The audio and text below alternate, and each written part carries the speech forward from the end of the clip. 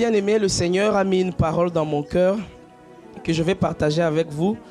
Je ne sais pas si on finira, mais par sa grâce, on va donner l'essentiel. Et si le Seigneur nous fait grâce, on pourrait peut-être continuer prochainement. Amen. Amen. Alors, ça fait quelques mois qu'on nous parle de Christ. Depuis le début de l'année, toi et moi et ton voisin, nous savons que c'est sur Christ qu'on veut être établi, qu'on veut être enraciné, qu'on veut être fondé cette année. Amen. Et l'apôtre Ivan, le dimanche passé, il nous a donné un message aussi percutant depuis Paris, où il a parlé de Christ comme le fondement qui va te préserver, qui va te garder des fausses doctrines. Amen. Et ce matin, moi, j'ai à cœur de continuer dans ce sens, de pousser un peu plus, de donner quelques éléments de plus que le Saint-Esprit m'a mis à cœur par rapport à ce thème, parce que c'est important. Est-ce que tu peux dire à ton voisin, c'est important? Toi et moi, nous devons être préservés, nous devons être gardés des fausses doctrines, des faux enseignements, des faux prophètes. En réalité, nous devons être préservés de toute forme de séduction de l'ennemi. Amen.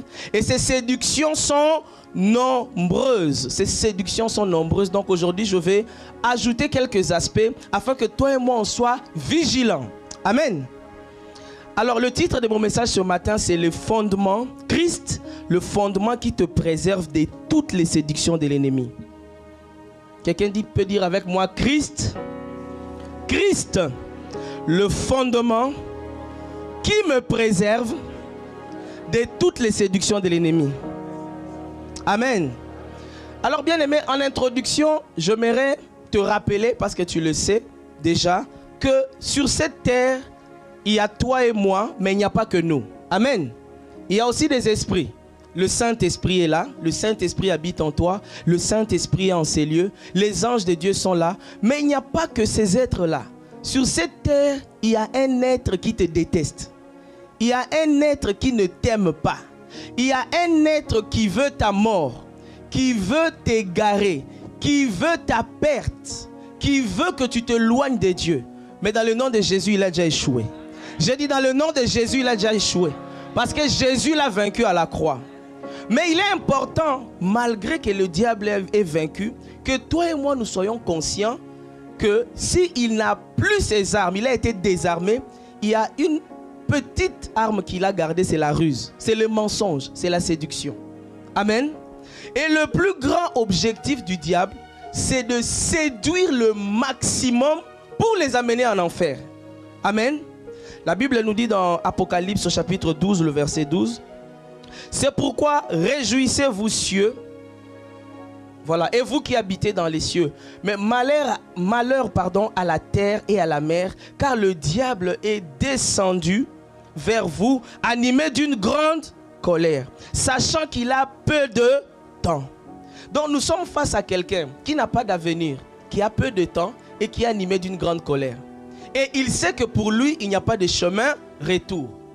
Mais la plupart des enfants de Dieu, ce qui est étonnant, vivent comme si l'ennemi n'était pas là, comme s'il n'y avait pas un adversaire. Alors que la Bible nous dit clairement de veiller, d'être sobre, parce que l'ennemi, l'adversaire, il rôde autour de nous comme un lion rugissant, cherchant qui dévorer. Donc il est toujours là aux aguets. Il est en train de chercher la moindre faille, le moindre trou, la moindre fissure pour avoir accès et te dévorer. Et toi et moi, on doit être vigilants. C'est vrai que nous sommes victorieux en Christ. C'est vrai que nous sommes triomphateurs. Nous sommes plus que vainqueurs. Mais cela n'exclut pas la vigilance. Et aujourd'hui, je vais aussi parler un tout petit peu de vigilance si le Seigneur nous fait grâce. Est-ce que tu peux dire avec moi, soyons vigilants? Dis-moi, soyons vigilants. Bien-aimé, la Bible dit dans Apocalypse 12, 9, il fut précipité, le grand dragon, le serpent ancien, appelé le diable et Satan. C'est lui qui séduit toute la terre. Donc, son objectif en réalité, c'est que tu sois séduit et que tu perdes la foi. Parce qu'il sait que tu es sauvé. Il sait que tu vas aller au ciel. Mais il ne se fatigue pas. Il ne se lasse pas de chercher des voies et moyens pour que tu puisses renier Christ. Pour que tu puisses l'abandonner. Et si tu ne peux pas l'abandonner ouvertement, il veut que tu le fasses même indirectement. Et ça, c'est important que toi et moi, on soit conscients. L'ennemi veut t'égarer. Il veut te distraire. Il veut te défocaliser. Il veut que tu abandonnes la foi. Ou bien il veut que tu sois un chrétien charnel, superficiel, religieux. C'est ça son objectif. Il n'est pas content lorsque toi tu t'attaches à Christ. Il n'est pas content lorsque ta communion avec Dieu augmente. Il n'est pas content lorsque ta vie de prière s'intensifie. Il n'est pas content lorsque ta vie de consécration s'intensifie. Il n'est pas content lorsque ton service pour Dieu augmente. Lorsque ton zèle pour Dieu. Lorsque tu évangélises, tu gagnes les âmes, tu affermis les âmes. Il n'est pas content. Lui, il veut que tu sois un chrétien de nom. Dis avec moi, je ne serai pas un chrétien de nom. Je ne serai pas un chrétien de nom. Et pour atteindre cet objectif, il utilise un moyen qu'il a toujours utilisé depuis la création de la terre. C'est la séduction. La séduction. Il utilise la ruse, la tromperie pour t'avoir, pour essayer de t'éloigner de Christ. Mais ça ne sera pas ton partage au nom de Jésus. Dis avec moi, je ne serai pas séduit par le diable au nom de Jésus. Alors c'est quoi la séduction? Disons un peu un mot sur la séduction. Parce que c'est un mot qui revient dans la Bible. Même le verbe revient. Mais c'est comme si ça nous passe souvent inaperçu. Même si on le sait. La séduction consiste simplement à attirer quelqu'un. À convaincre quelqu'un. À amener quelqu'un à faire ou à croire à quelque chose. Mais par des artifices. Par des mensonges. Soit par un charme. En fait, c'est un peu comme quand je lisais le dictionnaire, d'autres synonymes. Séduire, c'est synonyme un peu comme d'ensorceler. Séduire, c'est un peu comme synonyme d'envoûter. Quand quelqu'un est séduit, il fait des choses et puis vous vous dites, mais comment il a pu faire ça? Comment elle a pu faire ça? Dans la séduction, il y a plusieurs éléments qui apparaissent. Dans la séduction, vous avez, à l'intérieur dans la séduction, vous avez par exemple l'apparence. Là où on parle séduction, il y a beaucoup d'apparence. Ça veut dire qu'on t'a fait miroiter quelque chose.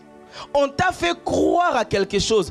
Et à première vue, tu pensais que c'était réel. Tu pensais que c'était vrai. Mais au bout du compte, qu'est-ce que tu remarques? Tu découvres que c'était faux.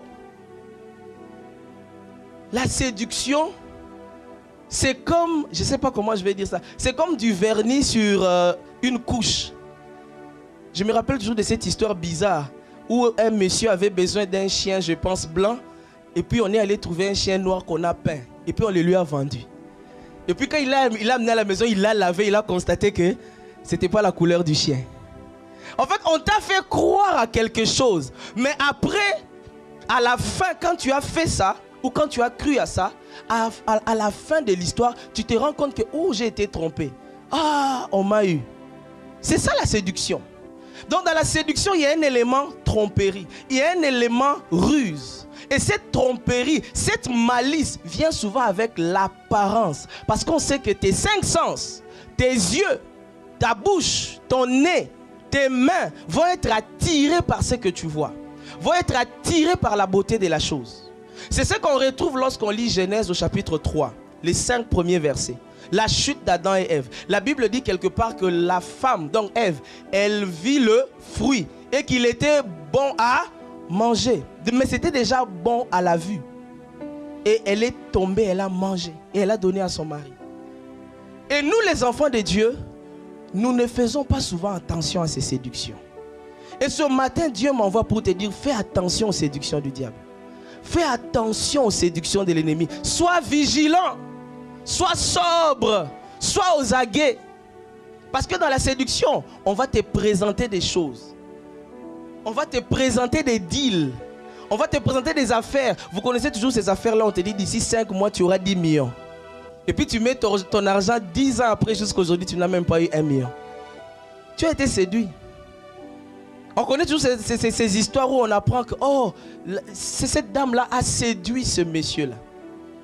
Donc il y a toujours quelque chose qu'on a présenté en apparence qui semblait être bon, qui semblait être alléchant, qui semblait être attirant. Et au-delà de la ruse, de la malice, il y a aussi le gain. Le gain qu'on te présente. En réalité, on te présente un avantage qui n'en est pas un. C'est juste qu'il est amplifié.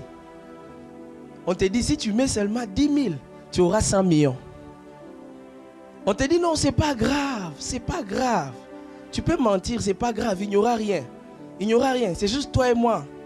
Qu'est-ce qu'on fait?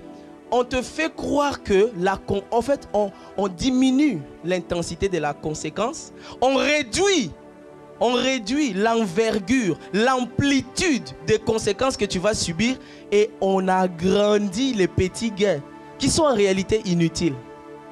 Amen. Et c'est ça que l'ennemi utilise pour séduire les enfants de Dieu. Et toi et moi, on doit être vigilants. Dis à ton voisin, sois vigilant. Dis-lui bien, sois vigilant. Alors, il y a deux moyens, en tout cas, que moi j'ai découvert par lesquels le Seigneur nous met en garde. Du moins, deux moyens par lesquels l'ennemi séduit. Deux moyens par lesquels le diable use de ruses pour avoir les enfants de Dieu.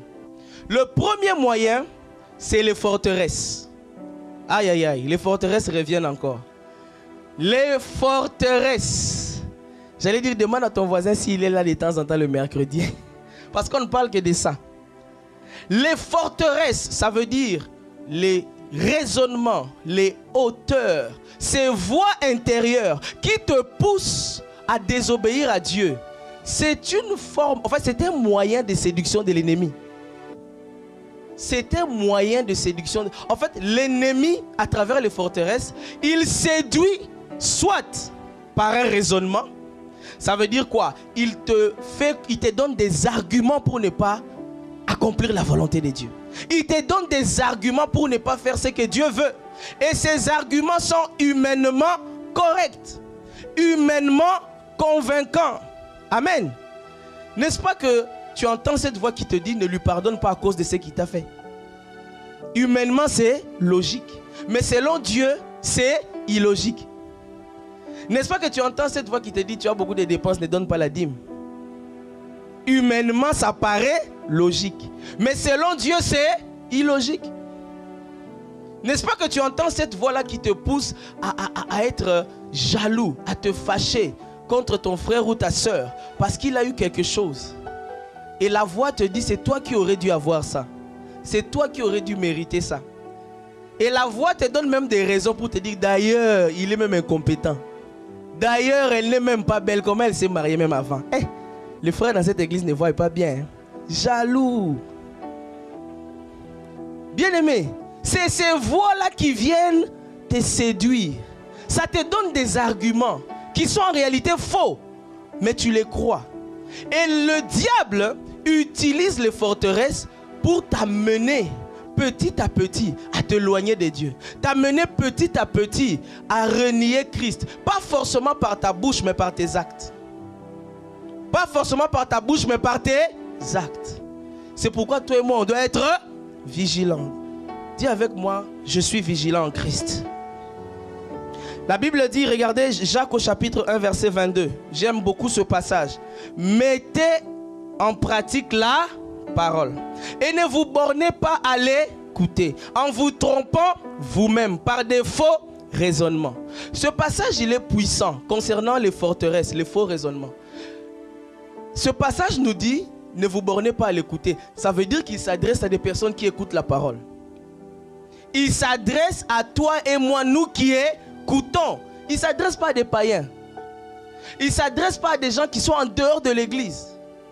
Il s'adresse à toi et à moi. Nous qui, dimanche après dimanche, écoutons la parole. Dimanche après dimanche, nous écoutons des séminaires.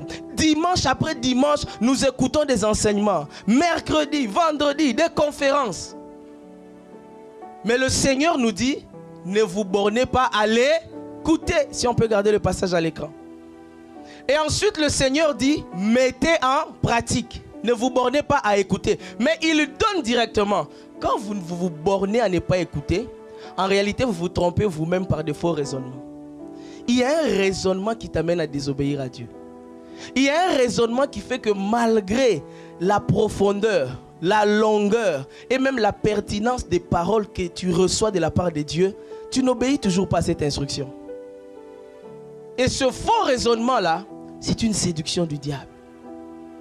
Il veut que ton cœur s'endurcisse au point qu'à un moment donné, la parole ne te fait plus rien. On va voir ça dans les conséquences de la séduction. En fait, lorsque la séduction a atteint un cœur, c'est là qu'on se rend compte que, oh, mais elle est dans l'église. Comment est-ce qu'elle fait ça? Il est dans l'église, pourquoi est-ce qu'il fait ça? Le diable l'a séduit, le diable l'a trompé. À travers soit une forteresse. Et les forteresses bien-aimées sont subtiles. Waouh, dis avec moi, c'est subtil cette affaire. Dis avec moi, c'est subtil cette affaire. Pourquoi je dis que c'est subtil? Parce qu'on croit être en accord avec Dieu. On croit être en harmonie avec Dieu. On croit que Dieu va nous comprendre.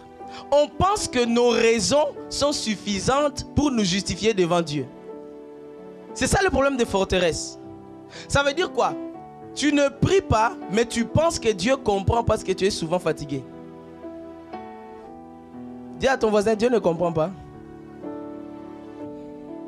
Tu ne lis pas la Bible, tu penses que Dieu comprend que tu n'as pas assez de temps et que tu travailles beaucoup. Parce que ces messages bien-aimés, plus loin on va les voir. Moi-même, ça m'a enseigné. Les messages que je vous enseigne, moi-même, ça m'a enseigné. Dieu m'a enseigné d'abord moi-même. Par rapport au service et au ministère, on va en parler. C'est-à-dire que, est-ce que tu lis la Bible pour préparer des messages ou il t'arrive de lire la Bible pour toi-même? Est-ce que tu pries pour préparer des temps de prière, des temps de jeûne, ou tu prends aussi des temps pour prier toi-même? Donc je vais vous poser les mêmes questions que Dieu m'a posées.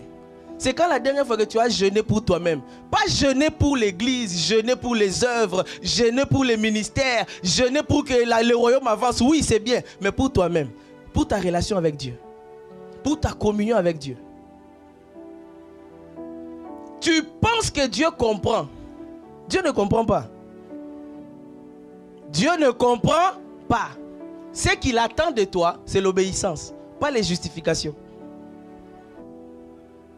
Ce qu'il attend de toi, c'est l'obéissance, pas les justifications. Alors à partir d'aujourd'hui, tu dois te décider ensemble avec moi, comme l'apôtre Paul le dit, de renverser toute forteresse.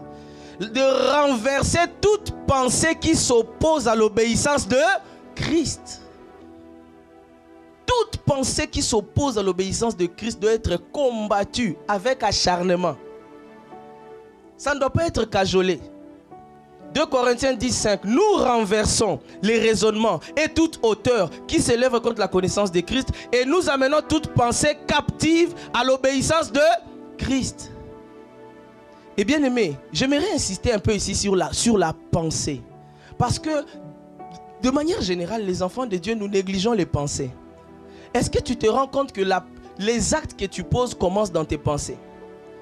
Est-ce que tu te rends compte que le péché dans lequel tu tombes souvent là commence d'abord dans tes pensées? Tu te bats d'abord avec ça dans tes pensées. Et puis c'est quand tu es vaincu dans les pensées que finalement tu vas faire ça. Ce qui fait que si tu gagnes dans les pensées, tu vas gagner dans les actes. Quelqu'un n'a pas compris. Si tu gagnes dans les pensées, tu vas gagner dans les actes. Alors c'est un peu comme on dit, au lieu de laisser la poule naître ou le coq naître et devenir un problème, pourquoi ne pas les tuer dans l'œuf? Pourquoi ne pas les tuer dans... Oui, mais décide-toi de les tuer dans l'œuf. Décide-toi de les tuer dans l'œuf. Ça veut dire dès que la pensée là vient, tu dis, ah, Rabrasotomaya, je refuse ça. Ah, non, je refuse cette pensée. Non, déjà, la pensée là, on ne parle pas des actions. Juste toi penser, je te chasse au nom de Jésus.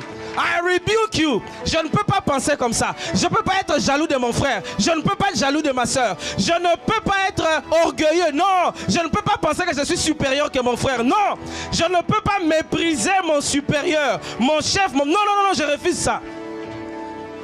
Bien-aimé, commence à partir d'aujourd'hui le combat des pensées, tu vas voir un changement.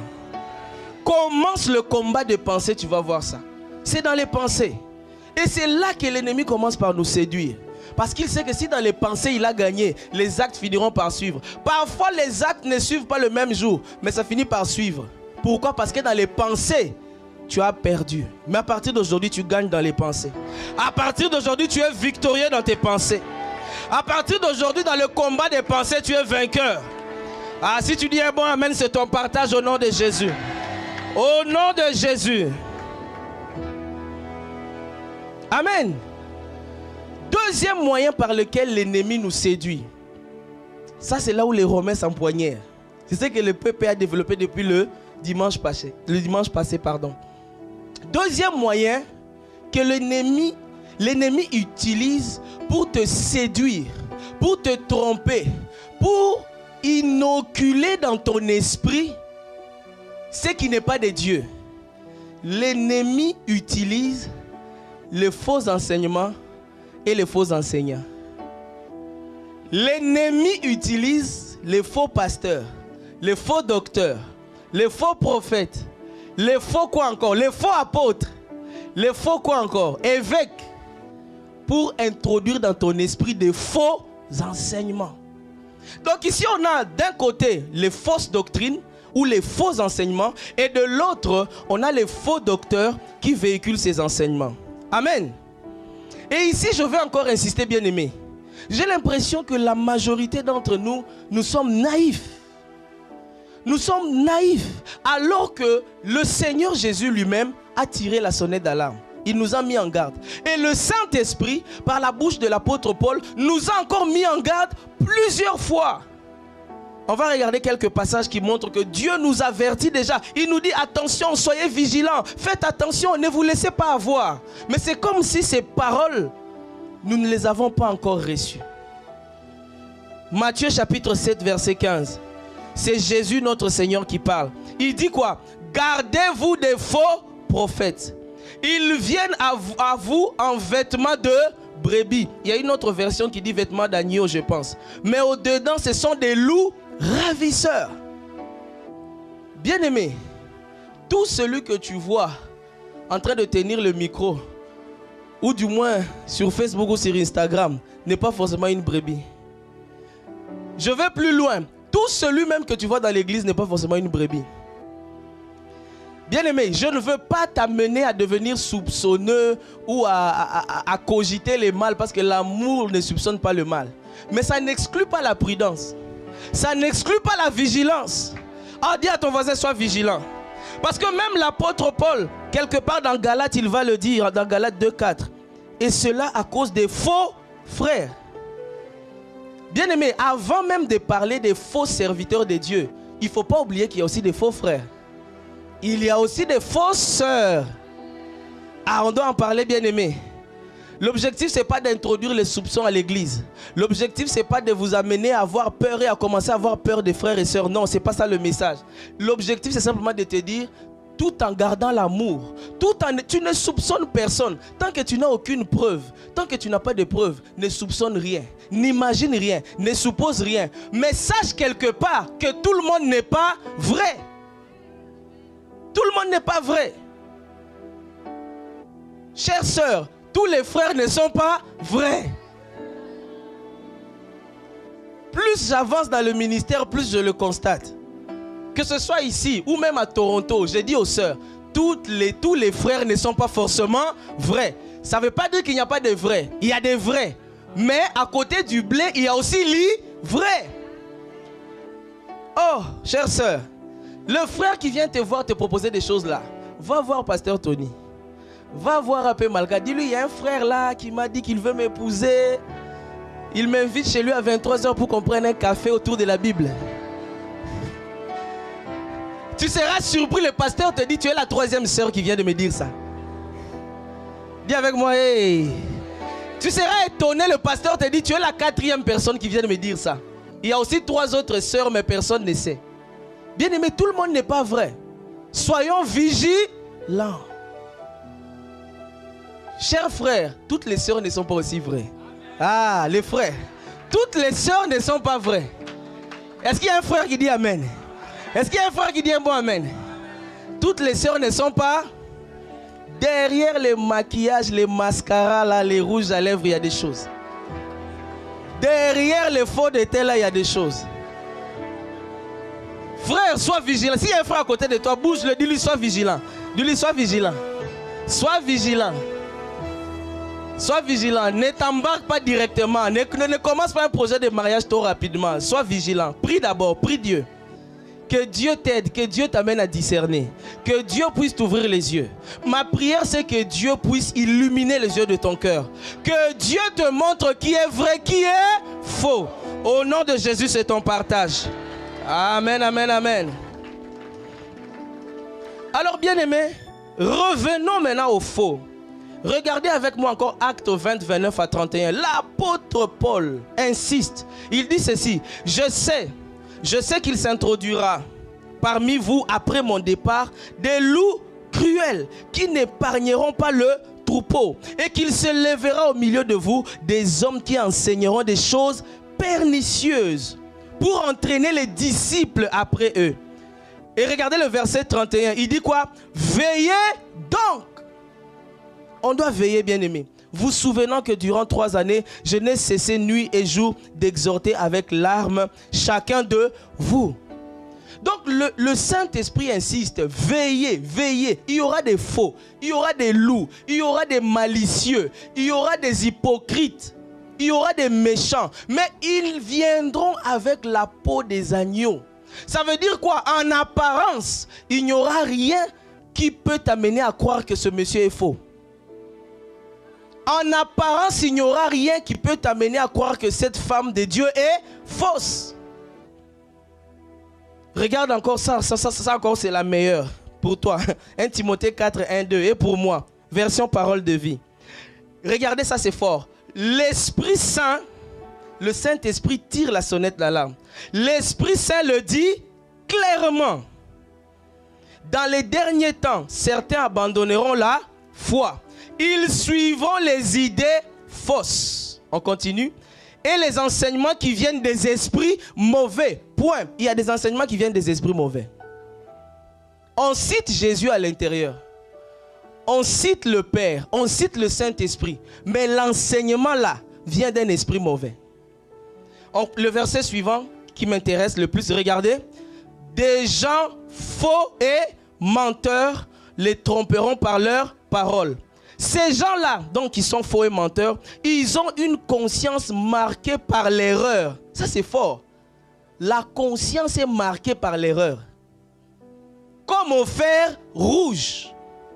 Bien aimé, quand j'ai lu ces passages, je me suis dit ceci. Normalement, bon, je crois que c'est le Saint-Esprit qui m'a mis cette pensée. Normalement, chaque enfant de Dieu doit avoir une liste, j'allais dire on, et une liste de prédicateurs bloqués. Est-ce que tu me suis? Demande à ton voisin, est-ce que tu as une liste de prédicateurs que tu as, c'est on et l'autre là c'est off? Non, c'est sérieux, parce que le Saint-Esprit dit clairement. Donc je suis censé, sans même que le pasteur en parle dans l'église, sans même que le pasteur puisse nous donner des enseignements, normalement, avec la communion avec le Saint-Esprit, la lecture de la parole, je suis censé avoir ma liste noire. Ah, si j'étais toi, j'allais demander à mon voisin, où est ta liste noire?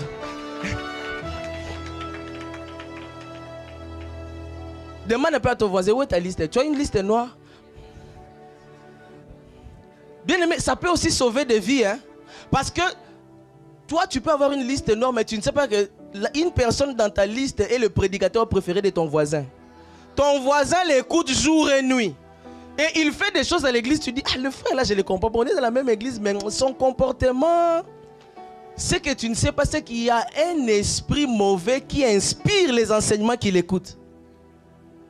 Donc peut-être que de temps en temps, en fait, ça fait partie des choses qu'on doit se demander. Vous voyez, au lieu de perdre le temps, parfois il faut dire, frère, c'est quoi un peu ta liste noire? Comme ça, je vais vérifier si je suis dans le bon. Peut-être que j'écoute des mauvais enseignements.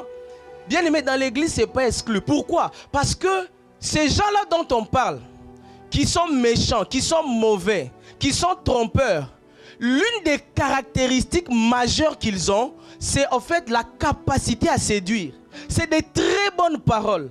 Ça veut dire qu'ils sont capables de te convaincre par des arguments qui ne viennent pas de Dieu. Et tu vas accepter. Amen. Ça veut dire qu'ils ont même dans leur apparence. C'est pourquoi la Bible parle de l'apparence de piété. Ça veut dire que quand tu le vois, tu dis, this is a man of God. Quand tu la vois, tu dis, ça c'est vraiment une maman prophétesse. Mais si tu vas voir maman prophétesse à la maison, la façon dont il crie sur son mari. Ah, maman prophétesse. Tu vois vraiment un monsieur, tu dis, ça c'est un apôtre. Vous savez, aujourd'hui, je me suis rappelé de cette histoire. Les anciens de l'église connaissent. Dans les années 2017, on a eu un frère ici. Ça fait très longtemps. Hein. Ce frère-là se disait apôtre. Nous, on ne savait même pas. Sur les réseaux sociaux, il est vraiment apôtre. Parce que devant son nom, il y a... Et puis, à l'époque, il avait 10 000 followers. Je ne sais pas si maintenant, il en a 20 000 ou 30 000. Les anciens, il y a 7-8 ans, ils se rappellent. Le frère était ici. Bon, il ne nous disait pas qu'il est apôtre. Mais sur les réseaux sociaux, c'est un grand apôtre. Mais après, quand on a découvert comment il mettait enceinte certaines filles, même d'autres églises, quand on a découvert comment il vivait, et puis il disait, c'est ma vie, personne n'a rien à me dire. Et le pire, c'est que sur Facebook, les gens donnaient des témoignages des miracles reçus pendant ces moments de service. Parce qu'il faisait beaucoup de lives. Je ne sais plus s'il fait aujourd'hui, ça fait très longtemps, ça fait 2017. Il faisait des lives et dans les lives, il donnait des messages et il proclamait la guérison sur les gens. Et je voyais même des gens qui... Le jour où j'avais vu ça, j'ai vu quelqu'un qui a écrit « Apôtre, donne-moi le Western Union, j'envoie à qui ?» Ce qui fait que les miracles étaient vraiment vrais. Mais il venait d'engrosser une soeur avec qui il avait commencé à vivre. Et puis il disait qu'on ne lui reproche rien. Il disait « C'est ma vie. » N'entrez même pas. Et ce n'était pas la première. Bien-aimés, nous devons veiller. Tout le monde n'est pas forcément vrai. Dis encore à ton voisin, tout le monde n'est pas forcément vrai. Tout le monde n'est pas forcément vrai. Il faut donc être vigilant avec les fausses doctrines et les faux docteurs. Alors, deux éléments que moi j'aimerais vous partager à ce niveau. Le premier élément, c'est comment détecter une fausse doctrine. Amen. Comment finalement identifier que cet enseignement est faux? Cet enseignement n'est pas vrai. Parce que pour les faux docteurs, c'est clair. Jésus l'a déjà dit, vous le reconnaîtrez à leurs fruits. Ça veut dire qu'il faut voir les fruits dans la vie de la personne. Qu'est-ce qui sort de lui réellement? Qu'est-ce qu'il produit comme fruit? Parce que les fruits parlent plus que les bruits. Les fruits parlent plus que les paroles. Oui, les fruits parlent plus que les bruits. Donc il faut être capable parfois d'aller vérifier, mais quelle est la vie de la personne? Quel est son caractère? Quelle est sa vie en dehors de la chair? Parce qu'il y a des gens que nous suivons, nous les connaissons que, entre guillemets, sur la chair, c'est-à-dire en train de faire le service. On ne les connaît pas à la maison, on ne les connaît pas dans leur quartier, on ne les connaît pas dans leurs relations, on ne les connaît pas. Les jours où tu découvres qui la personne est, tu te dis, il y a un problème entre ce que je vois ou ce que je voyais et ce que la personne est. Alors, comment reconnaître les fausses doctrines? On va aller vite parce que le temps nous presse. Les fausses doctrines, parmi les indices majeurs, j'ai trouvé un indice important. C'est que dans les fausses doctrines, Christ est soit dilué, sa puissance, son autorité, son hégémonie, sa souveraineté et même son amour. Ce sont des choses qui sont diminuées ou qui sont diluées. Ça veut dire quoi? Quelqu'un va vous parler vraiment de Christ. Quelqu'un va vous enseigner Christ. Mais après, il va diluer son autorité. Comment? En parlant aussi d'autres divinités. Comment? En parlant aussi d'autres façons d'acquérir la puissance. Comment? En parlant d'autres méthodes d'acquérir l'autorité. Je ne sais pas d'où ça vient ces trucs. Avec quelques jeunes, là où je suis à Toronto, on fait un groupe de lecture biblique. Et puis il y a une autre personne qui n'est pas de l'église mais qui est en dehors, qui est venu là et puis qui a commencé à parler du sel. Oh non, c'est quoi la place du sel dans le service ou quand on chasse les démons ou dans le sel? J'ai dit, mais c'est quoi la place du sel? Voilà, c'est pour saler la nourriture. Qu'est-ce que le sel a à voir là où on veut chasser les démons, prêcher la parole? Et il y a des gens qui ont des doctrines comme ça. Des doctrines bizarres.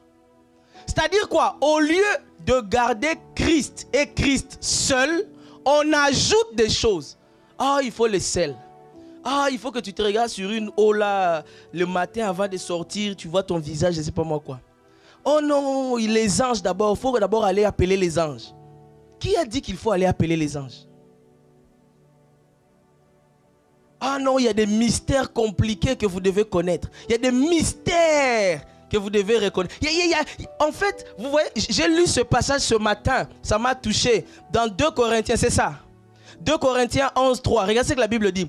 Toutefois, de même que le serpent séduisit Ève, séduction par sa ruse, je crains que vos pensées ne se corrompent et ne se détournent de la simplicité à l'égard de Christ. Ah, quelqu'un peut acclamer Dieu. Quelqu'un peut acclamer Dieu pour la simplicité de l'évangile de Christ.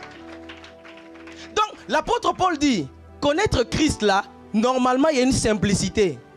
C'est-à-dire, enseignez-nous Christ, enseignez-nous la sanctification, enseignez-nous l'amour, la grâce, l'évangélisation, c'est simple. Pourquoi vous avez toujours des enseignements, les mystères compliqués de l'homme qui était... Pourquoi? Les mystères des, je ne sais pas moi, des luminaires qui apparaissent la nuit. Pourquoi? Ça nous amène où? Les mystères des angles derrière l'alignement des planètes. Ça nous amène où? Le mystère des angles d'observation, ça nous amène où? L'apôtre Paul savait qu'il y aurait de faux enseignements et de faux docteurs. Et il y a des gens, c'est comme s'ils ont la démangeaison d'écouter les choses agréables ou désagréables. Donc il y a des gens qui ne cherchent que ça. Il y a des gens que vous devez aussi bloquer. Oui, je suis très sérieux. Il y a des gens que vous devez bloquer. Les gens là qui vous envoient toujours les vidéos là des mystères compliqués. Oh, le réalignement des astres. Oh, le mystère de la nuit lorsque le soleil, la lune est à moitié. Oh, il faut les bloquer. Non, je suis très sérieux. Vous savez pourquoi? Parce qu'à force de regarder ça, il y a un transfert qui se fait. C'est ce qu'on va voir dans les effets, dans les manifestations de la séduction. En fait, on se plaint aujourd'hui. Ah, dans l'église, les gens sont superficiels. Dans l'église, les gens sont faux. Dans l'église, les gens sont hypocrites. Dans l'église, les gens ne font pas ce qu'ils disent. Dans l'église, les gens n'aiment pas réellement Dieu. En fait, c'est parce que l'ennemi a séduit. C'est parce que l'ennemi a introduit des faux enseignements. C'est parce que l'ennemi a introduit des faux prophètes, des faux pasteurs qui vont vous dire, ah non, vous savez, tu peux écouter un peu la musique du monde, tu écoutes la musique religieuse, c'est pas grave, il n'y a pas de péché, écoute un peu les deux. Ah, où est-ce que c'est écrit? Où est-ce que c'est écrit que c'est un péché? Où est-ce que c'est écrit? Ah, écoute seulement. Donc on minimise, on diminue, on dilue, on fait croire que c'est pas grave. Et on encourage ainsi des jeunes, sans le savoir, à aller écouter ces chansons-là, à aller écouter cette musique-là. Et après, on s'étonne que les gens qui écoutent régulièrement cette musique-là sont bizarres. En fait, ils sont exactement comme les gens qui chantent cette musique-là. Amen. Parce que c'est le principe de la contemplation en réalité. C'est que tu regardes, tu écoutes, tu entends, tu finis par le devenir. Alors dis à ton voisin encore, soyons vigilants. Dis-lui, soyons vigilants. Aujourd'hui, là, on sort d'ici vigilant. On sort d'ici vigilant au nom de Jésus. Donc je disais que les fausses doctrines, soit vont diminuer Christ, vont diminuer sa place, son autorité, son pouvoir ou ses capacités, ou alors les fausses doctrines vont diminuer l'amour de Christ. Ça c'est un indice important. Ça veut dire quoi? Christ est amour, Dieu est amour.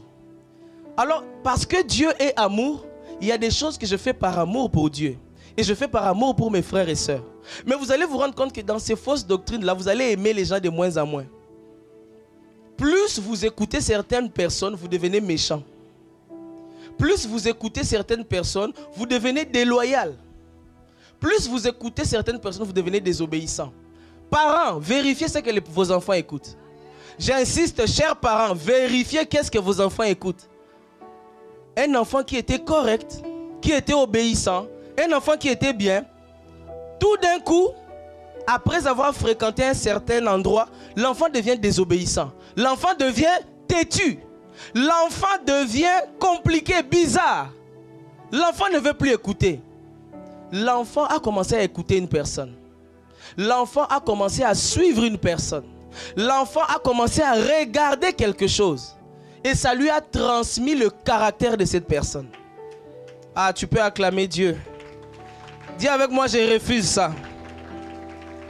Dis avec moi, je refuse ça.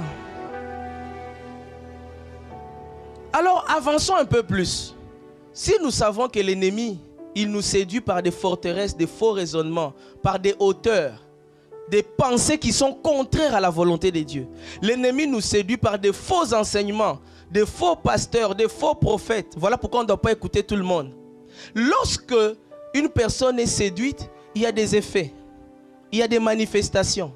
Et je voulais aussi dire un mot là-dessus. Pourquoi? Parce que ça peut tirer la sonnette d'alarme. Ça peut être le moyen par lequel Dieu te réveille ce matin.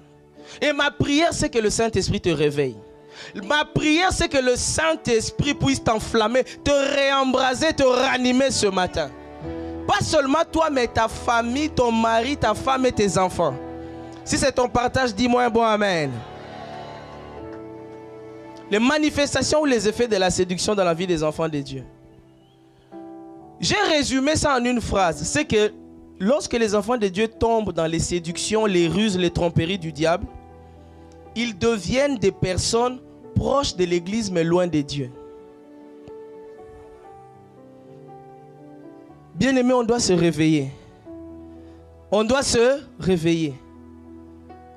Nous sommes devenus des chrétiens proches de l'église mais loin de Dieu.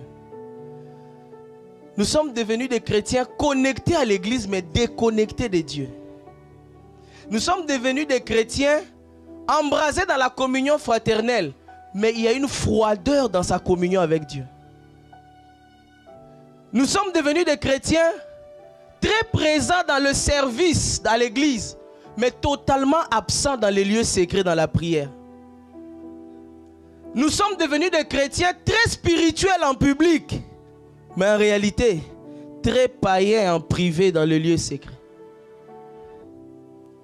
C'est ça les effets de la séduction, de la tromperie, de la ruse du diable. Comme je vous ai dit au début, le diable nous fait croire que c'est correct, il n'y a pas de problème. Tu viens à l'église, bien sûr. Tu dis que tu crois en Dieu, oui. Tu fais même certaines choses pour Dieu. Mais quelle est ta vie de prière? Au-delà des amen et des alléluia et des acclamations, quel est l'état de ta vie de prière personnelle? Le diable te fait croire que ça va, il n'y a pas de problème. Alors que ça fait des mois que tu n'as pas eu 1 heure pour prier seul devant Dieu. Parfois, tu assistes même à des veillées. Hein? Tu assistes à Open Heaven. Tu assistes à des veillées. Tu peux être dans l'église, on dit il y a 48 heures, tu assistes. Mais c'est quand la dernière fois que toi-même tu t'es mis devant Dieu et tu as prié? On devient des chrétiens superficiels. On devient des chrétiens légers. On devient des chrétiens religieux. Pourquoi? Parce que dans l'intimité, dans ta relation personnelle avec Dieu, il n'y a rien. Tout ce que tu fais, c'est juste en public devant les gens pour montrer. C'est pourquoi je vous disais, une question que le Seigneur m'a posée, c'est quand la dernière fois que tu as jeûné, pas pour le ministère, pas pour l'église, juste pour toi-même. Parce que tu peux jeûner. Ok? Tu peux jeûner. Mais il est possible que tu jeûnes seulement pour l'église. Ou bien pour... En fait, tu es dans les choses de Dieu, mais tu n'es pas avec Dieu. Tu es dans les choses de Dieu, mais tu n'es pas avec Dieu. Bien-aimé, le Seigneur veut qu'on se réveille. Quelqu'un dit avec moi, le Seigneur veut qu'on se réveille. Le Seigneur veut qu'on se réveille. Parce que tu peux être dans l'église. Tu peux même servir. Mais vivre une vie qui est en totale contradiction avec Dieu. Et c'est la vie dans laquelle certains enfants de Dieu sont. Et le Seigneur veut qu'on se réveille. Le Seigneur veut qu'on quitte cette double vie.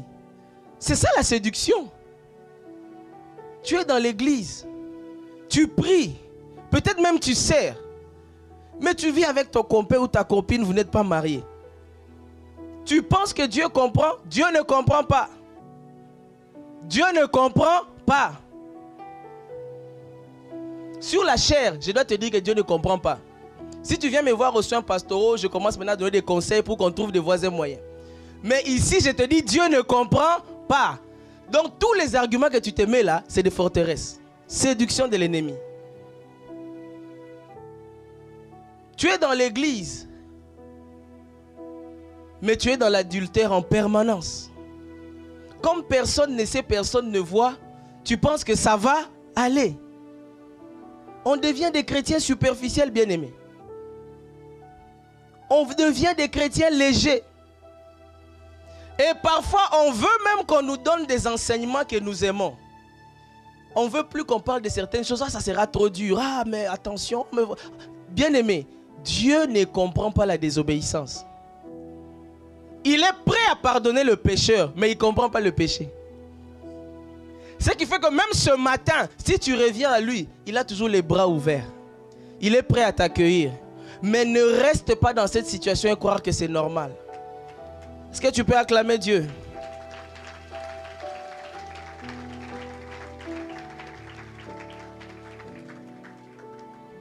À travers la séduction, on cherche Dieu pour les choses qu'il va nous donner et non pour ce qu'il est. Nous sommes parfois séduits comme ça. Parfois, ce n'est pas que tu ne pries pas, tu pries. Tu cherches Dieu, mais tu es juste en train de le chercher pour le mariage. Et Dieu le sait. La preuve, c'est que depuis que tu es marié, tu n'as plus le temps pour servir. Tu pries, tu dis tu cherches Dieu, tu sers Dieu. Mais peut-être que tu es en train de le faire simplement pour le travail. Le jour où tu es promu, juste directeur au gouvernement, est-ce que tu seras encore là avec Dieu? Est-ce que tu vas être encore engagé? Est-ce que tu vas le servir encore? Séduction de l'ennemi. La séduction produit des personnes qui semblent être assoiffées de Dieu. C'est comme des personnes qui ont soif et qui courent vers une source d'eau. Ils ne courent pas pour la source, mais ils courent pour l'eau. Je ne sais pas si tu comprends. Ce qui fait que dès qu'ils ont bu, ils rentrent dans leur vie passée. La séduction de l'ennemi. La séduction nous pousse à vivre une vie double, une vie de compromission. La séduction fait que ta vie de prière est déjà morte. Mais c'est juste quand on te voit dans l'église. Ta vie de méditation n'existe plus, mais on te voit, tu viens. Tous les péchés passés sont revenus. Tu es retombé dessus et tu vis dessus, mais comme ça ne se voit pas. C'est la séduction. Dis avec moi, je sors de là au nom de Jésus.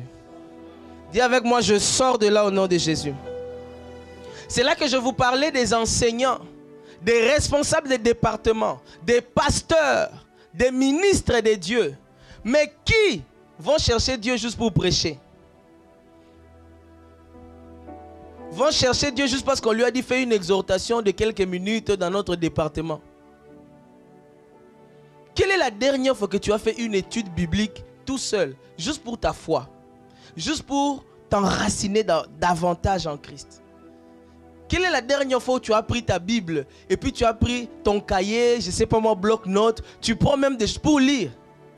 Hier, ma femme m'a montré une image qui m'a fait rire. On disait, c'était l'image d'un frère.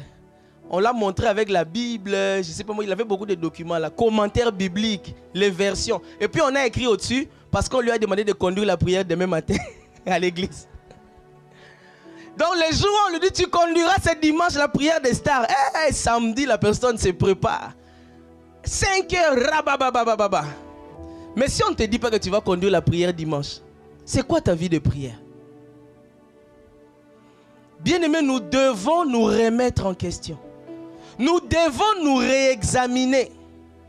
Nous devons faire une introspection chacun personnellement, sincère devant Dieu.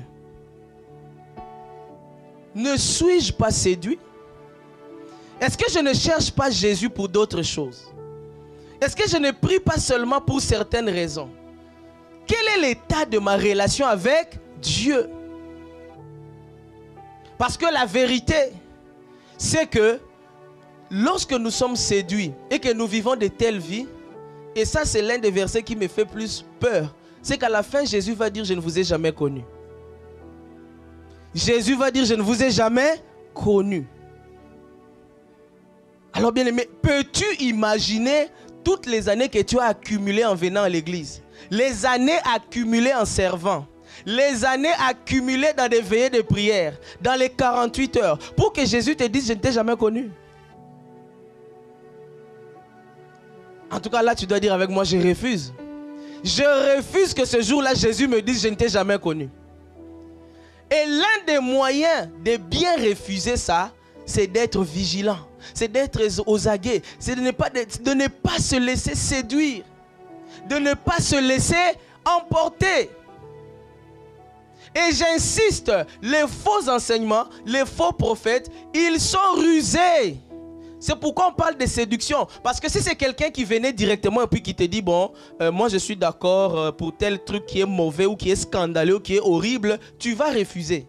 Ce qui fait que la personne va trouver des choses qui sont un peu proches.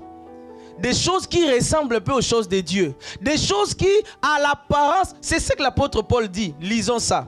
Faisons un peu de théologie, rapidement, faisons un peu de théologie. J'aime beaucoup ce passage. Regarde, j'aime beaucoup ce passage. On est dans Colossiens au chapitre 2. Amen. Rapidement. Prenons d'abord le verset 1 à 4. On va faire ça vite, dans les quelques minutes qui nous restent. Colossiens 2, versets 1 à 4, rapidement. Je veux en effet que vous sachiez combien est grand le combat que je soutiens pour vous. Je précise ici que l'apôtre Paul parle d'un combat. Donc il y a un combat. Il y a une lutte. C'est pas facile. C'est un combat résister à la séduction. Discerner les séductions de l'ennemi. Détecter, identifier les ruses de l'ennemi. C'est un combat. Il dit, je veux en effet que vous sachiez combien est grand le combat que je soutiens pour vous. Et pour ceux qui sont à la Odyssée. Et pour tous ceux qui n'ont pas vu mon visage en la chair. Verset 2. Afin qu'ils aient le cœur rempli de consolation, qu'ils soient unis dans la charité et enrichis d'une pleine intelligence pour connaître le mystère de Dieu, savoir Christ. Tout ce combat-là, c'est pour que les gens connaissent le mystère de Dieu, à savoir Christ. Mystère dans lequel sont cachés tous les trésors de la sagesse et de la science. Et il dit pourquoi il dit ça. Il précise dans le verset, il dit, pourquoi je dis cela? Il dit, je dis cela afin que personne ne vous trompe par des discours séduisants. La seule raison pour laquelle il leur dit ça, il dit, je dis cela pour que personne ne vous trompe par des discours séduisants. Ça veut dire qu'il y a des gens qui vont essayer ou qui ont déjà essayé de vous tromper par des discours séduisants. Amen. Parce que là, il dit quoi? C'est en lui qui a tous les trésors de la sagesse et de la science. Ça veut dire que quelqu'un va venir te parler d'une sagesse. Rapidement, versets 16 à 17. On prend encore une autre mise en garde. Que personne donc ne vous juge au sujet du manger ou du boire, au sujet d'une fête, d'une nouvelle lune. Ah, cette affaire des lunes, des astres, des luminaires ou des sabbats. Il dit c'était l'ombre des choses à venir. Mais les Coréens, Christ.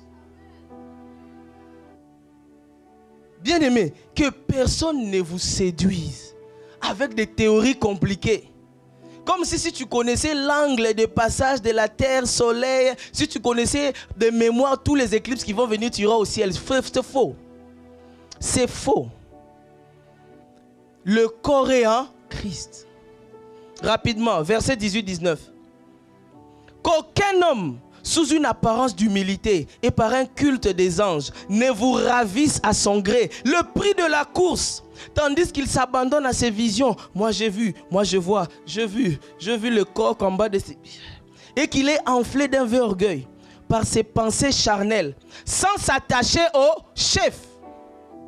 En fait, comme on dit souvent en droit, même dans d'autres domaines aussi, le diable est dans les détails. Amen. Le diable, il est dans les détails. C'est dans les détails et dans les nuances qu'on retrouve les grands. Ça veut dire quoi? Regarde ce qu'il dit. Il dit qu'aucun homme, sous une apparence d'humilité, ça veut dire qu'il y aura une apparence d'humilité. Il y aura une apparence d'humilité.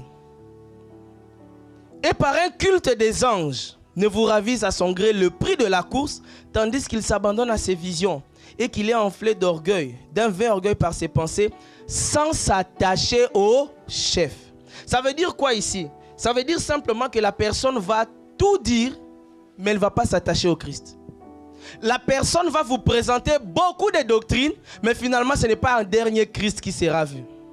La personne va vous présenter beaucoup de choses, apparemment même extraordinaires, mais finalement, tout ça ne va pas converger vers Christ.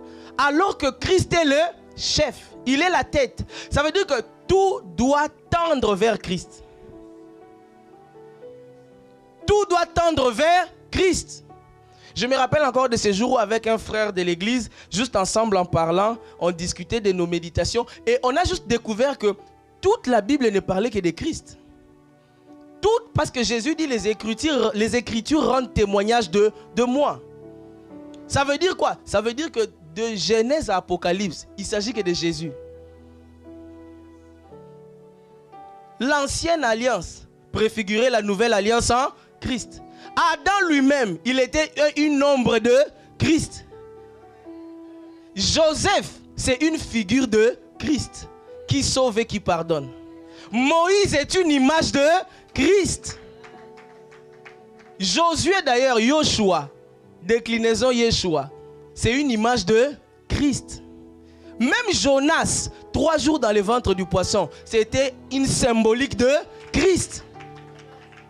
Toute la Bible ne doit t'amener que vers Jésus le Christ. Ce qui fait que si à un moment donné, les enseignements ou l'enseignant, plus tu l'écoutes, plus tu entends ça, plus ça t'éloigne, plus ça t'éloigne, plus ça t'éloigne. Et lorsque ça t'éloigne subtilement, ça te réoriente soit vers le prédicateur, vers l'enseignant ou vers les choses de ce monde. Ça veut dire que c'est un faux. Ça veut dire que c'est un faux. Tout doit s'attacher à Christ. Regardez encore ce verset rapidement. 20 à 22. J'aime ça. Parce que j'aime surtout le verset 23. C'est pour vous amener au verset 23. Colossiens 2, 20 à 22. Si vous êtes mort avec Christ au rudiment du monde, pourquoi, comme si vous viviez dans le monde, vous impose-t-on ces préceptes? Ne prends pas, ne goûte pas, ne touche pas. Préceptes qui tous deviennent pernicieux par l'abus et qui ne sont fondés que sur les ordonnances et les doctrines des hommes. Et j'aime beaucoup le verset 23. Parce que ce verset, moi je pense que ça m'a délivré quelque part, il y a quelque temps. Ils ont à la vérité une apparence de sagesse. Il y a toujours une apparence, séduction. Les apparences. Un attrait physique. Ils ont à la vérité une apparence de sagesse, en ce qu'ils indiquent un culte volontaire de l'humilité et le mépris du corps. Mais ils sont sans aucun mérite. Et pire encore, ils contribuent à la satisfaction de la chair. Quelqu'un dit avec moi, aïe aïe aïe. Donc tu peux suivre un coach, il te parle de perdre du poids, de ne pas manger ceci, de ne pas manger cela, de mincir, taille M, un coach. Mais tout ça là, il est possible que ça ne soit que pour la satisfaction de la chair. C'est pour que ton corps soit capable d'entrer dans le prochain collant que H&M va sortir. Il est possible que ça soit totalement charnel. Le problème, c'est que tu penses que culte de l'humilité, mépris du corps, c'est pour avoir la taille. Bien-aimé, quel est l'esprit derrière? Quelles sont les intentions derrière? Quelle est la source derrière? C'est pourquoi je vous ai dit, ça m'a enseigné moi-même. Tous les coachs ne sont pas à suivre. Aïe, aïe, aïe. Dis à un voisin, tous les coachs ne sont pas à suivre. Ce n'est pas tous les coachs en leadership ou en productivité ou en développement personnel qu'il faut suivre. Il y en a, ils vont te transmettre des choses, mais leur vie est totalement... Je vous ai déjà parlé de ça ici. J'ai entendu l'histoire d'un coach qui a sorti un livre.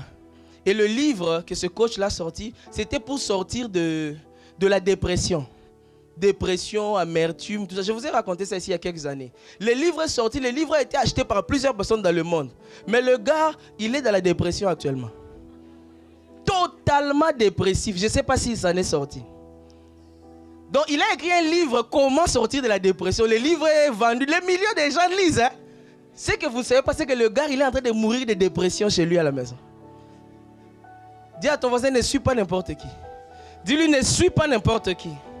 Dis-lui encore, ne suis pas n'importe qui. Dis avec moi, aïe, aïe, aïe. Aïe, aïe, aïe.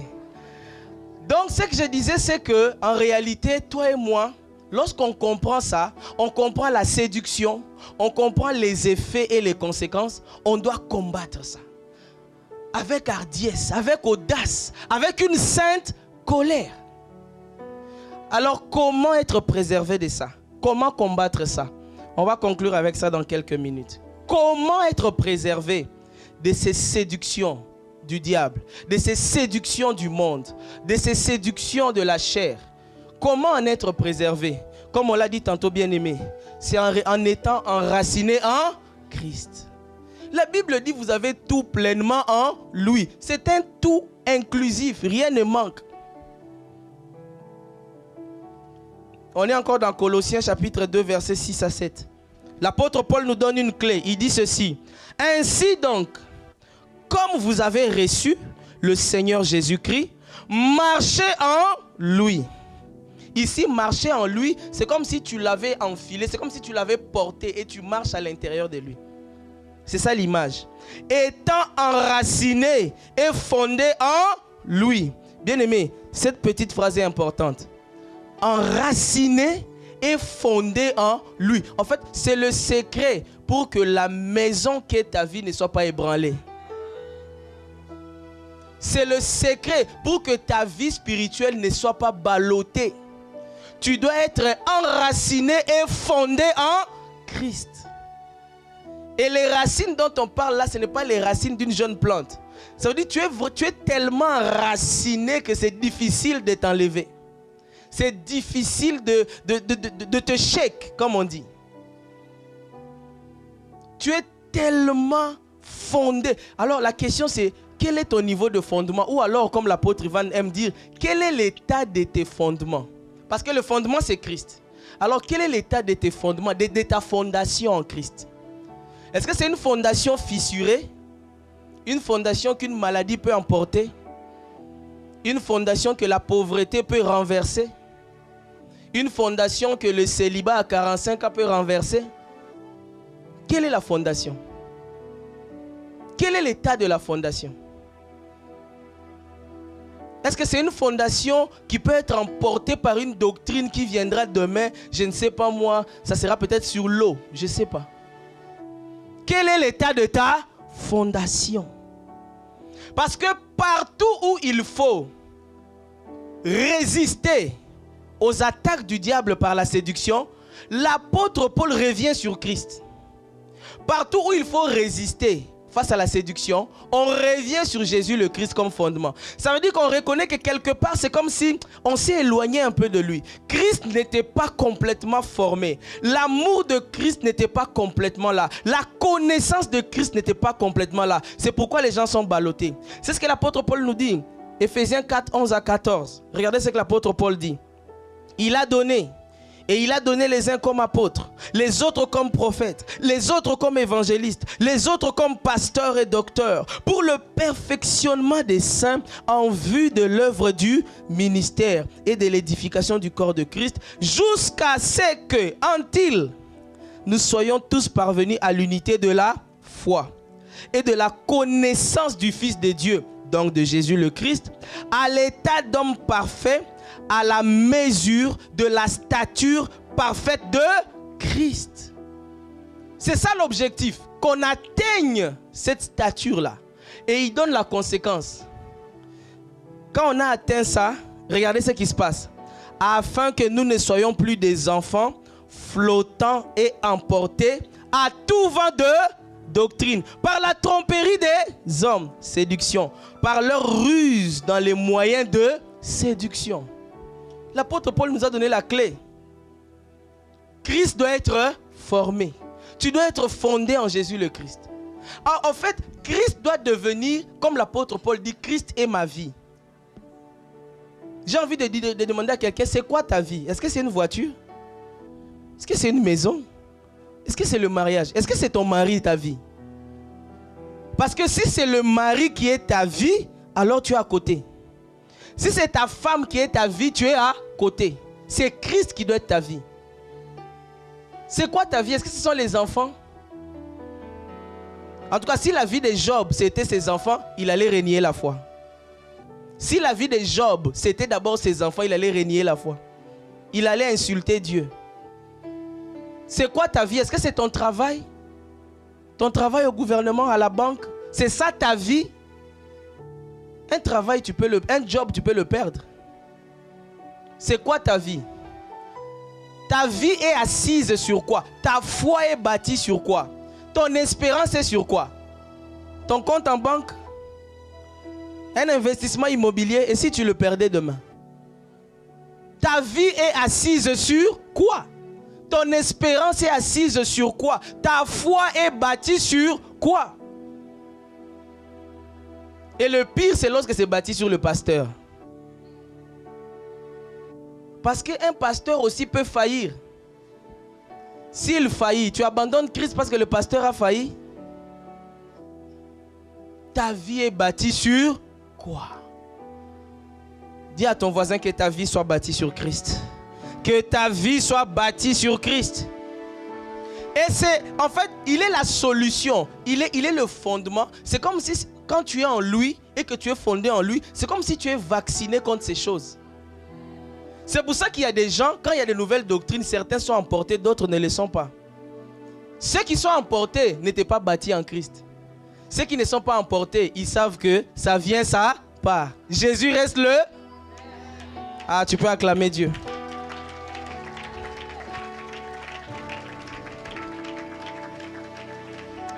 On voit la même chose dans Galates 4.19. Si on peut nous afficher Galates 4.19. Je pense que vous connaissez le contexte des chrétiens à Galates. C'est qu'on est venu leur dire que vous n'êtes pas sauvés que par la foi. Vous devez tous être circoncis parce que vous n'êtes pas des juifs. Ça veut dire qu'on voulait associer la chair au salut. On voulait apporter un élément charnel dans le salut.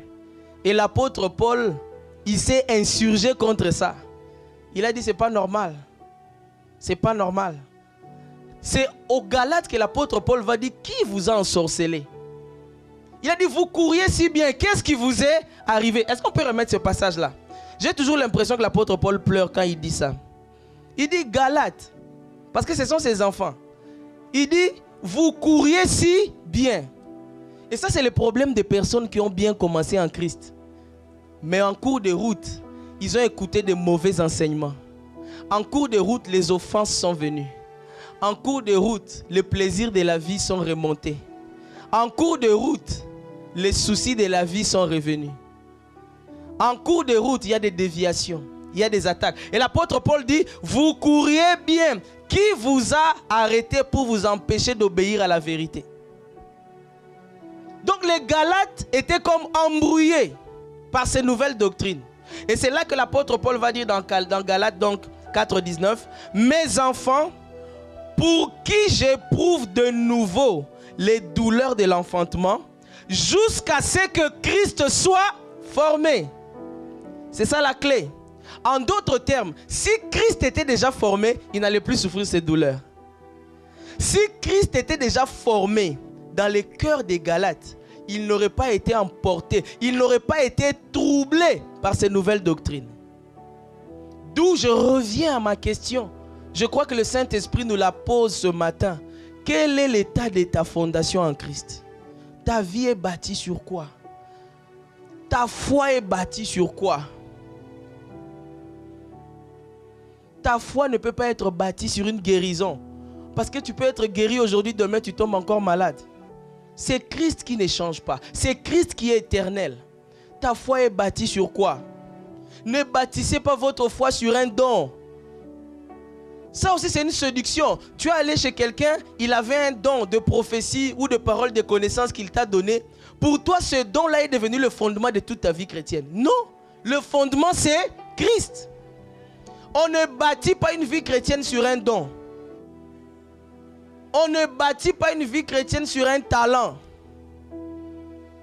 On ne bâtit pas une vie chrétienne sur la capacité du pasteur à bien parler, non.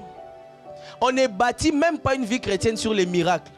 Ah, là-bas, j'ai vu beaucoup de miracles. Voilà pourquoi je suis resté. Ah, lui, quand il parle, ça ne rate jamais. Le vrai fondement, c'est Christ. La vraie fondation, c'est... Et pour que Christ soit formé, bien-aimé, je termine avec ça. il faut une soif. Il faut une soif. Il faut une soif. La soif doit monter en toi. Le désir de lui ressembler doit monter en toi, comme plus que tout. Je comprends mieux David dans le psaume 63, lorsqu'il dit, Seigneur, il dit, oh Dieu, mon âme a soif de toi. Donc, David, son âme ne soupirait pas pour la royauté. Son âme ne soupirait pas pour gagner les guerres. Son âme ne soupirait pas pour, je ne sais pas moi, avoir beaucoup de biens. Mais dans le psaume 63, on voit le véritable soupir de David. Dans un désert, lorsqu'il était dans le désert de Juda, « Oh Dieu, tu es mon Dieu, je te cherche. Mon âme a soif de toi. » Est-ce que ce soupir peut devenir ton soupir ce matin? Parce que si Christ est ton soupir, il va te remplir. Si Christ est le désir de ton cœur, le désir sincère, il va te remplir de lui. Si Christ est le besoin premier, prioritaire de ton cœur, il va te remplir. Pourquoi? Parce qu'il dit, je me tiens à la porte. Église, on doit faire attention. Les séductions, c'est ce qui met Jésus dehors. On utilise souvent ce passage d'Apocalypse où Jésus dit, je me tiens à la porte et je frappe. Si tu m'entends et que tu ouvres, je vais entrer. Mais cette parole-là, Jésus l'adresse à une église, bien-aimée. Ce n'est pas chez des païens. Et si Jésus s'est retrouvé dehors en train de frapper, ça veut dire que l'église l'avait mis dehors. Et l'église met Jésus dehors. En fait, nous mettons Jésus dehors lorsque nous sommes séduits.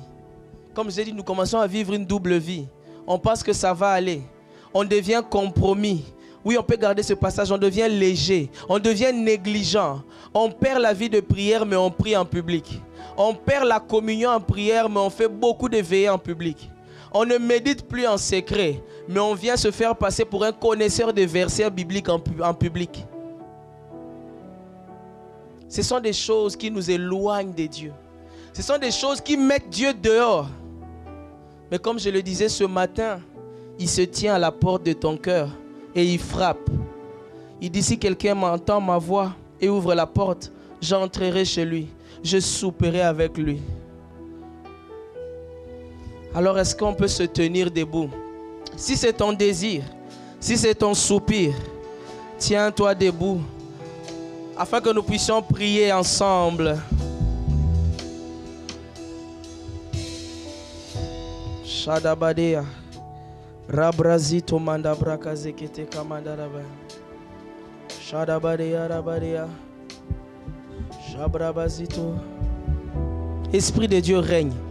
Rabrazito Kamandarabade Shabrasokata Mandea Rabaziketelea Shabraskato Mandarabadea Rokete Kamandabra Kazikato Mandea.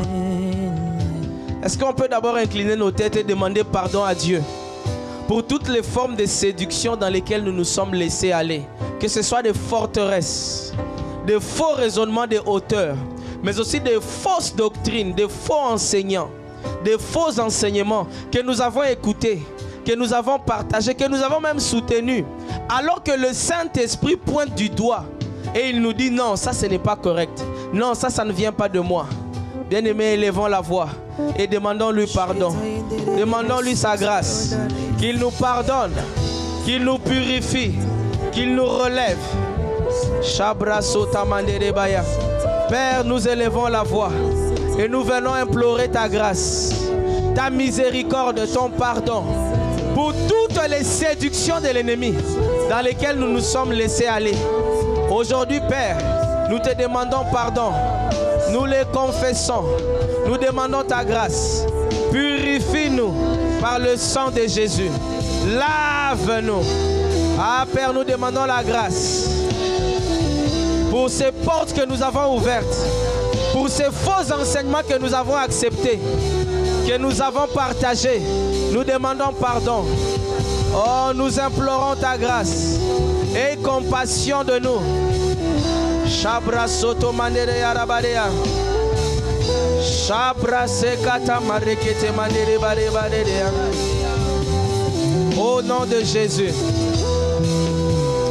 Avant de continuer à prier, j'ai à cœur de prendre une minute pour demander à une personne, si vous êtes là, alors que nous voulons prier maintenant contre toutes les formes de séduction de l'ennemi, mais vous devez être en Christ. Vous devez accepter Jésus comme votre Seigneur et votre Sauveur. Donc si vous êtes présent en ce lieu ou à la maison, si vous êtes ici et que vous n'avez pas encore reçu Christ comme votre Seigneur et votre Sauveur, je vous en prie, aujourd'hui c'est le jour où le Seigneur frappe à la porte de votre cœur. Est-ce que vous pouvez lever votre main alors que nous avons les têtes baissées? Levez simplement votre main si vous voulez faire la prière du salut. Si vous voulez accepter ce Jésus comme votre Seigneur et votre Sauveur. Et si vous êtes à la maison, envoyez déjà le mot salut au numéro qui s'affiche. Envoyez le mot salut au numéro qui s'affiche. Église, est-ce qu'on peut faire cette prière ensemble? Seigneur Jésus, aujourd'hui je reconnais que je suis un pécheur et que j'ai besoin de toi. Je t'ouvre mon cœur et je t'accepte comme mon Sauveur et mon Seigneur. Viens dans ma vie, lave mes péchés. Deviens mon roi, conduis-moi et dirige-moi sur les rails de ta volonté. C'est dans le nom de Jésus que nous avons prié et nous disons Amen. Alors bien aimés, maintenant que nous sommes tous en Christ, j'aimerais que nous puissions prendre le temps de prier. Parce que le Seigneur nous demande d'être vigilants. Amen. Le Seigneur nous demande de veiller. Alors nous allons prier d'abord et demander la grâce d'être vigilant. La grâce de veiller. La grâce de ne pas être assoupi. La grâce de ne pas être endormi. La grâce de ne pas se laisser emporter. Est-ce que tu peux élever ta voix et commencer à demander cette grâce? Est-ce que tu peux élever ta voix? Demande à l'Esprit cette grâce dans le nom de Jésus. Shabrakato manda brasika tamandere arabarea rabraso kete manda brakazite. Père, dans le nom de Jésus, alors que tu nous demandes de veiller, de prier, d'être sobre, d'être vigilant, aujourd'hui nous élevons la voix et nous demandons la grâce de ne pas nous laisser emporter, de ne pas nous laisser assoupir. Accorde-nous la grâce d'être enracinés en Christ, d'être enracinés dans la parole, de rester éveillés, de rester vigilant, de rester sobre, de ne pas laisser la place à l'ennemi, de ne lui donner aucun accès, de ne pas laisser la séduction de l'ennemi prendre la place dans nos cœurs, dans nos familles, dans l'église. Père, nous tenons dans le sang de Jésus et nous prions, nous déclarons, nous proclamons, Père, que par ta grâce, nous serons vigilants, par ta grâce, nous allons veiller, par ta grâce, nous serons sobres. Par ta grâce, nous serons capables de rejeter, de repousser toute forme de séduction. Et cela dans le nom puissant de Jésus le Christ. Et quelqu'un dit un bon Amen. Bien aimé, on va encore prier pour l'esprit de discernement. Nous allons demander à Dieu la grâce de discerner. Parce que les faux enseignements, les faux prophètes, les séducteurs, ils viennent avec une apparence de piété, une apparence de vérité, une apparence de Dieu. Mais au fond, la Bible dit que ce sont des loups. Alors tu vas demander à Dieu la grâce de discerner. Le discernement véritable. Que l'esprit de discernement vienne sur toi. Que tes yeux soient ouverts. Qu'il illumine les yeux de ton cœur. Afin que tu discernes le vrai du faux. Au nom de Jésus, élevons la voix. Et demandons cela à Dieu. Demande cela au Père. Dans le nom de Jésus. Rabrasoto mandarabadea. Rakatamanda brokosiketerea. Shamande brosoto manderea. Rabrakato manda brasekete maya. Shabraskate manda brakasikato madea. Est-ce que tu es en train de prier? Est-ce que tu es en train de prier? Demande au Père la grâce de discerner. La grâce du discernement. La grâce du discernement. Shabrakato manda brosikata madea.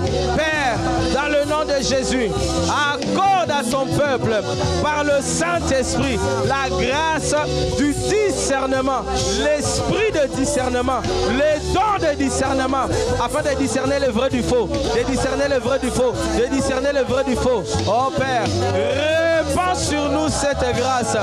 Dans le nom puissant de Jésus le Christ, nous avons prié.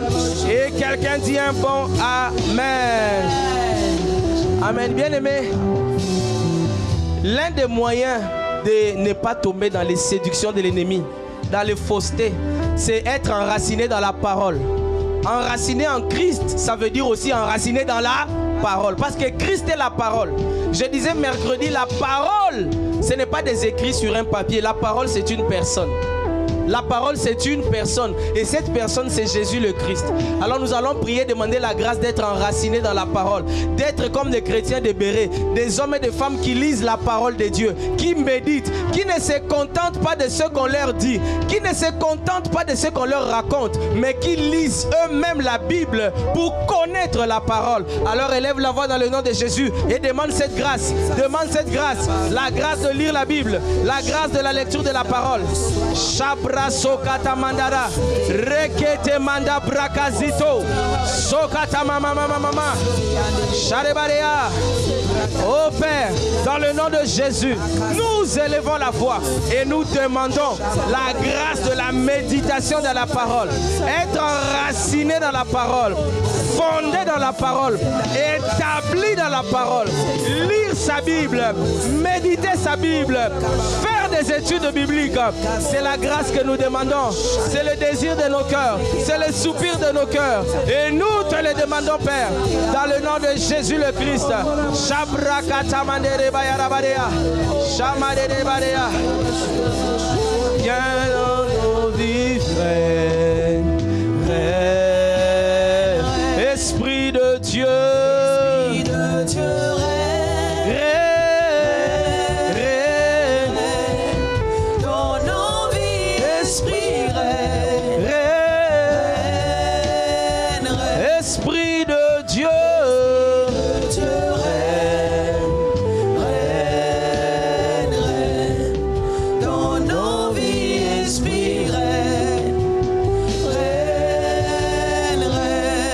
Lever nos mains vers le ciel. Lève tes mains vers le ciel, prie en esprit. Prie en esprit, dis, demande au Père par la puissance de l'Esprit que cette parole qui a été enseignée devienne vie en toi. Père, dans le nom de Jésus, alors que tu nous as parlé, nous venons demander, Père, que par la puissance du Saint-Esprit, que tu illumines les yeux de nos cœurs, que tu réveilles une personne qui était assoupie, que tu ranimes une personne qui était séduite, une personne qui s'était trompée, se réveille à l'instant.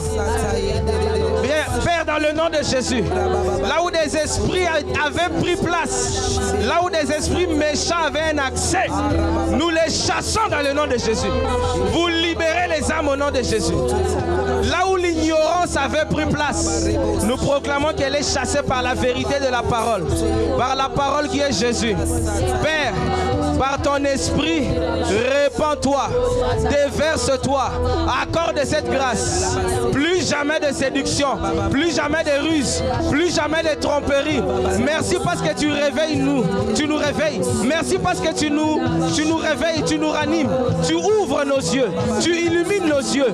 Merci parce que tu nous embrasses pour Jésus. Merci parce que tu nous focalises sur Jésus. Tu mets les caméras sur Jésus. Tu nous concentres sur Jésus.